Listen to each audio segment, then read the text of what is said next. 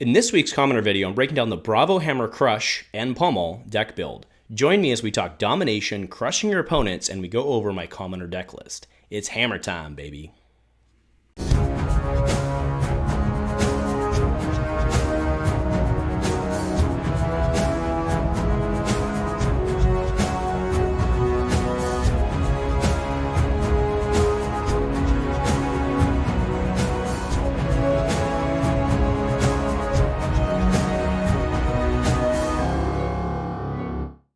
A huge shout out to our channel members for supporting what we do here. If you want to get involved with the channel and the Dice Commando community, please consider joining as a channel member. Remember, these videos are only possible with your support. You can show that support with a like, a subscribe, and by leaving us a comment and sharing your feedback. Community first, and go Commando. Hey there, Fab folks. Welcome back to Dice Commando for another Commoner event here on Dice Commando. Now, in Commoner, Bravo is, in most aspects, able to play very similarly to how he plays in the standard constructed formats. Now, sure, lots of his bigger cards aren't necessarily available, but he still has access to a significant number of 3+ red and blue crush cards, all of which defend for 3 and can apply serious pressure to an opponent. Anathos, arguably the best weapon in the game, is tremendously effective swinging for 6 in a 20 health format, not to mention the constant threat of a pummel that just takes half your life away. Open with a Dominate to push damage through on turn 0 or 1, and then apply constant pressure to get down and start forcing opponent to block. Meanwhile, you're blocking with 1 or 2 cards from hand pretty consistently. That all makes this deck very straightforward to play, albeit with some more binary type games in the format. If you can stay in front, games typically end pretty quickly, but if you have to go grindy, it can become a race to fatigue, which you'll likely win due to Anathos. To say that Bravo in the Commoner format is all about Anathos is not entirely fair. That said, Anathos is an absolutely phenomenal weapon. What you want to try and do with this deck is stick a Dominate on turn 0 or 1 to push through damage early and get a health advantage from the start. If they do pop equipment, great, it's not there later. Another thing that has great value in this format are the red 3-drop Crushers. They are very, very strong in this format, specifically Crush the Weak and Cartilage Crush. At worst, you have a 7 power attack threatening a crush effect for 2 cards, but the specific tech on these cards are actually teched primarily for Fi, but other people who are resource constrained such as Briar. You even only need a 1-card hand to apply pressure in-game with Anathos. Keep those blues and keep the pressure on. Bravo blocks very well, has lots of D-reacts for fatigue, and he has lots of blue cards for the Wizard matchups. Versus Wizard, your Anathos becomes a 6 while defending as long as you do it right. Favorable matchups are Icelander, Fi, Dash, and obviously the Illusionists. Negative matchups are Aria and the Runeblades. Now, basically, let's be honest, anybody who goes wide, except for Fi, because we specifically teched for him with Crush the Weak and Cartilage Crush.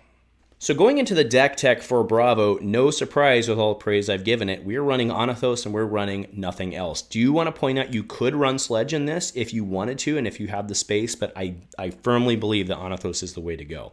For equipment, we're running Goliath Gauntlet. That can be so strong on a Bravo end-game Dominate. You don't want to use that early. Heart and Cross Trap basically is a free Bravo Dominate. That's effectively how you're going to be using it, but you're paying it on the backside.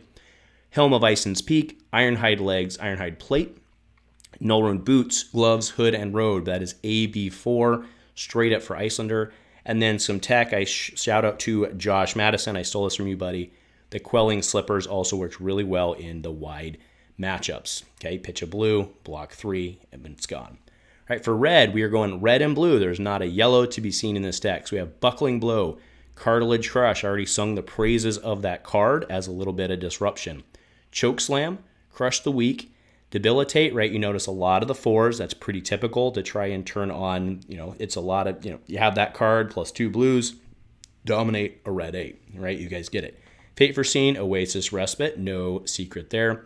2 red pummels, Regurgitating Slog, Sink Below, and then Zealous Belting. Yes, that is a common, very, very good one. Do make sure, though, because we're in Commoner format, not all of your cards are greater than Zealous Belting, and by that I mean not all of your blues. Not all of your blues do have an attack higher than that. You do have to watch that on Zealous Belting. For blue, we have Buckling Blow, Cartilage Crush, one of the ones that does not turn on Zealous, Choke Slam, Crush Confidence, Crush the Weak, Debilitate, Pummel Blue, Slogism, and Unmovable. Now, one thing I do want to add on the Zealous Belting is Zealous Belting, you can pummel that card. Sometimes you can be like, oh, Zealous Belting, oh no, I made a mistake. pummel, right? That does work. All right, so that's the deck. I mean, to be honest with you, aside from, I personally do believe that the 3 7s in this list are actually very, very valuable. I won a 4-round commoner tournament just last month, the last commoner crawl. With this, those do work, right? Being able to go 7, a lot of people are expecting 4 with your 1 card, or they're expecting you to maybe come in for 6 and pitch them both. But most of the time, I think they're expecting you to come in for 4 and then arsenal 1.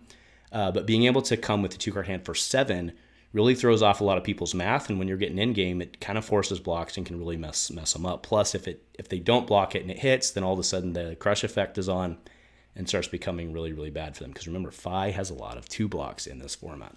So that'll do it. Let me know what you guys are thinking about this deck. Do you enjoy playing Bravo in this format? Have you had any luck with him? Or maybe you're a Wizard player and you don't think that Bravo shuts Icelander down as much as he does.